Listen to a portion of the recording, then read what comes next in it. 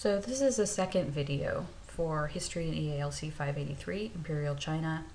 And this video is designed to give you a brief introduction to Neo Confucianism and understand a bit why Neo Confucianism is so important to the study of Imperial China since the Song dynasty. So since you can think about the year 1000 all the way until the early 20th century and even until today.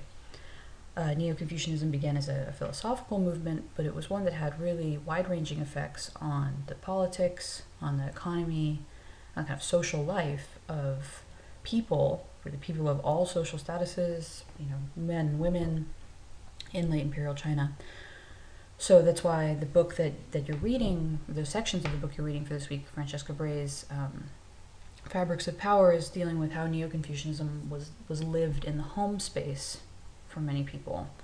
But in this video, I'll talk more about it in a general sense, who was involved, who were these people, what did they care about. So to get started, some basics, like I said, it's an intellectual, a social, and a political movement. So these social and economic and political changes grow up out of some of these intellectual foundations. In some ways, they also take on a life as its own, of their own. This is a Neo-Confucian text I have up. It's a Neo-Confucian text that was circulated to Korea. Educated Koreans could absolutely read classical Chinese characters, and this was a text interpreted by a Korean Neo-Confucian. So Neo-Confucianism is really a movement that spreads throughout East Asia, and in which the people who participate in it and shape it are not simply people from China, from Korea, from Vietnam, from Japan, even though it begins in South China. So who are Neo-Confucians? First, this term Neo-Confucian is a modern one, and it's an English language one. There was no term in Chinese at the time for like New Confucian, Neo-Confucian. They called themselves mostly people who engaged in the learning of the way being this character Tao, like in Taoism, a character that means way or path. So they thought of themselves as people learning the proper way. You have other terms for it bandied around in Chinese, like learning of the principles that connect all things, learning of the mind, which kind of points to that it's also in some ways a philosophy of mind. But learning of the way being the most common. And even Confucians at the time, this is also, and I'll talk about a little bit later in this video, Confucianism is a term basically imported from the West. People didn't call themselves that in Chinese, they had another term for it. And people have argued about whether or not this kind of coherence was something put upon the tradition by Jesuits in the 17th or 18th centuries. Okay. So Neo-Confucians are these group of men, I'll talk about how they are really all men, who identify themselves as participating in a common intellectual project, and it is something that spreads throughout East Asia. So the kind of founding figures, major early figures, there's a couple, but some are the Chung brothers. Here you just have one pictured, Chung Hao. His brother was Chung Yi, Y-I being the first name. Kind of the early propagators, and a lot of the early Neo-Confucians identify themselves as followers of the Chung brothers. But they're building upon ideas that had already been in circulation by several other intellectuals, and even by some in the late Tang period. So they're not coming out of nowhere, but these are the major early figures. But the kind of largest, most important figure in Neo-Confucian philosophy is this man, Jushi. Someone brought up in class the other day whether X is pronounced like an S or an SH. Here there is a kind of SH sound to it. So Ju, like it is a J, Shi. It's worth knowing his name and being able to pronounce his name. In Chinese philosophy and philosophical tradition, you can think of him in a way as a Chinese Kant. He's someone who everyone afterwards is responding to in some way or another, whether they are disagreeing or agreeing or elaborating upon what he wrote. He's extremely important in the history of Chinese philosophy and Chinese intellectual history. In Chinese intellectual life, he's someone that every educated person read, and he's, again, having a revival, today. He's still a major figure that people reckon with. So although it started a little earlier, you see that the Chung brothers were living in the 11th century. Jushi's writings end up kind of consolidating a lot of Neo-Confucian thought into several key texts, and he's the major figure we associate with the movement. These men tend to all be based in South China. We talked about this shift south of economic power, and these men are coming out of that and are establishing their schools, which we'll talk about, which is how they kind of enact their new vision of society, largely in the South. So before we go into some of the tenets of what these Neo-Confucians were thinking, it's worth thinking about actually Confucius and Mencius. So usually we would think of, a layperson's idea of Confucianism, you would associate it with Confucius. So pictures here is, Confucius in the European style drawing, a drawing done by Jesuits, and Mencius, who was one of his kind of major philosopher after Confucius, pictured in the other image. Now their names, maybe you can tell, Confucius, Mencius, these are Latinized names given by Jesuits. There were only 3 Chinese philosophers who were deemed worthy of getting Latin names. There's Confucius, Mencius, and then Mozi, who became Misius, who studied a lot less and is really not in this Confucian tradition. He's much more of a logician, separate branch of Chinese philosophy. Now for Neo-Confucians, for these men in the 11th and 12th centuries, they claim that this kind of learning of the way, the proper understanding of the way, of principle, has been lost since the times of Confucius and Mencius. So we're dealing with well over 1,000 years here, in which people have been writing commentaries and expanding upon Confucian philosophical ideas. So they claim that they are the only group that has the proper understanding of the way, and that everything that came before them in this period between Confucius and Mencius and the Neo-Confucians was largely inaccurate. But that claim aside, what we really see is a big difference in how Neo-Confucianisms talk about the individual's place, and really how much emphasis they talk about the individual and the mind versus kind of social context. So part of early Neo-Confucian philosophy is there's a real focus on the social and on social relationships and on the government, so that the individual has moral responsibility, but it is really a state that has to set a proper tone, set a set of laws that are proper, that this will encourage people to be moral and to maintain their appropriate relationships. So this kind of moral philosophy was very much a social one. They weren't really interested in kind of abstract epistemological questions about how do we know what we know, what's the nature of knowledge, what's the nature of our mind. You don't see that in these early Confucian texts. And even though our copies of these early texts are incomplete, we certainly know that the Analects, the major Confucian text, was not just written by Confucius. This is his disciples writing, and it's changed over time. We really have no evidence that they were interested in these bigger questions about, essentially what is the meaning of life, or what is the nature of knowledge.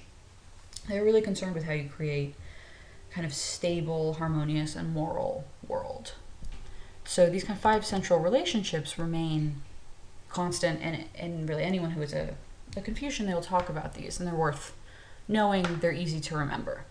So in each of these boxes, there's a hierarchy.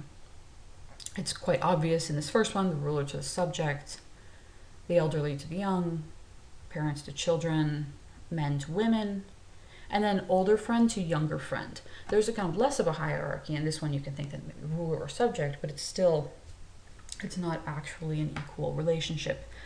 Now, these are not necessarily hierarchies of domination. There's responsibilities that the ruler has to maintain to his subjects. This is where we get ideas like the mandate of heaven, where if you are not fulfilling your duties, you're kind of losing the right to rule. But then the subject, at the same time, has responsibilities to the superior in this relationship. So early Confucians are writing a lot about how these relationships work, and this is carried on in Neo-Confucians as well. And I think, we'll talk about this in the context of Francesca Bray's work, of how this is very much still a social philosophy. So 2 major concepts to keep in mind, and they'll kind of recur throughout this course, are Li and Qi. I've just written out their phonetic pronunciations under there, getting you used to to Chinese terms, so Li and Qi. So we can think about Li and Qi as two universal aspects of reality. They are real and they exist. There are as many interpretations of Li and Qi as there are philosophers. But this is just a brief introduction, so I'm just going to give you some kind of standard core ideas about Li and Qi, and understand that if this was something you were really interested in and you really wanted to read about, you'd find a lot of nuance and a lot of different interpretations. But we can just talk about this in a basic sense. So Qi, first of all, you may have heard this, like Tai Chi or, Qigong or these kinds of things. It's like vital essence. It's often translated as. Qi is something that exists in all things, so it is real. Air is highly rarefied Qi. Something like my computer or a book, something heavier, or a big rock, is a more dense amount of Qi. So Qi is something real, and it's not exactly like a soul. Sometimes you will see Qi almost talked about like soul. It doesn't give something animation. It gives something substance. So I have Qi, but my books also have Qi. It's dynamic. It's always in flux. It's always in motion. And even if something looks to our eyes stable, like a book, it is in fact changing over time. So in some ways, maybe Qi is talking about some kind of atomic level in which, although things look stable to our eyes, in fact, there's a lot of motion going on at that non-visible level. So all things in this world have a form, and they change. So these are kind of two constants. Things have a form, and that form changes. Also, all things have a function. So we have to figure out what that function is, and this is where Li comes in. Again, lots of different translations for Li, but you can think of it as a pattern. And I'm going to get to why I have that image up on the slide. There's actually a reason besides that it's a really nice landscape painting.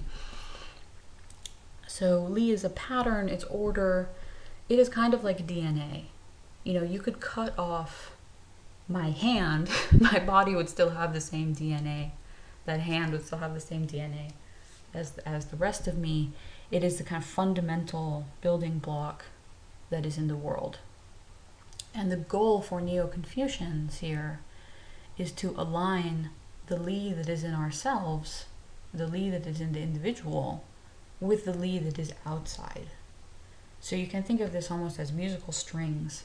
You need the string inside of you, the Li string inside of you, to resonate at a certain frequency, to make a C note, and you need that to be the frequency at which the Li is existing outside. Again, these are kind of, slippery concepts, but there is a sense that, in terms of why does this matter, there's a sense that this is real, and that to be a moral person, you have to be in tune with what is proper and real in the world.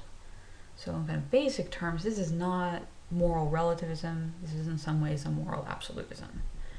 And then the question becomes, how do you know what's right? And these are the kind of debates people have. But people think that Li, this pattern, is the core of human nature. It's our fundamental essence. It's found in the essence of all things, and it's real. So you're looking for ways to align yourself with this kind of real pattern of goodness that's outside. Now, why the landscape painting, kind of Neo-Confucian practice that's practiced all the way through the 20th century, it's practiced in Korea, across East Asia, is that literati, these kind of educated men, would look at a landscape like this, and the idea was that if you really looked and meditated on it, spent a lot of time gazing, whether in person or through a painting, you have these big vistas, you kind of see the pattern, you could see the Li emerge from the mountains. And you could then have your own internal Li resonate with this external Li. So that's why, in a way, there are many reasons for landscape paintings, but that is one of them. And we'll talk about this more. I know these are slippery to grasp, but they're very interesting. So partially, now Neo-Confucians tend to be, in their writing and their polemics, anti-Buddhist. They explicitly say that they're writing against Buddhism, and they're writing against a society in which many people have become Buddhist. The Tang period, so the dynasty before the Song, that we talked about last week a little bit, largely Buddhist. Buddhism has a huge revival, and it's a kind of Buddhism called Pure Land Buddhism that emphasizes the individual.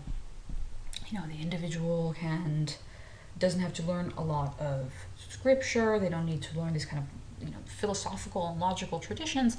They can just, meditate and kind of reach enlightenment through practice and not just through learning. So it's really popular because you don't need to be literate. It's something people can practice. A lot of women turn to it. And this is something that Neo-Confucians are in part reacting against. But what you see is that although they are reacting against this,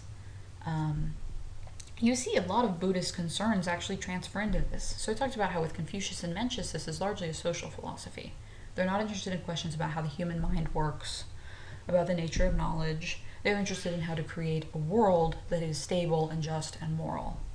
Now, these Neo-Confucians start to have a philosophy of mind, and this is in part taken from this Buddhist concern with interiority. I think a Buddhist philosophy is very concerned with how we perceive the world, even if you only know a little bit about Buddhism. What is the world that we're actually living in? Are we perceiving it properly? How does our mind work with this? Neo-Confucians end up carrying on some of these debates. So you do see a Buddhist influence in this, even if Neo-Confucians say that they're anti-Buddhist. And so just one more piece here. I want to talk about this in person.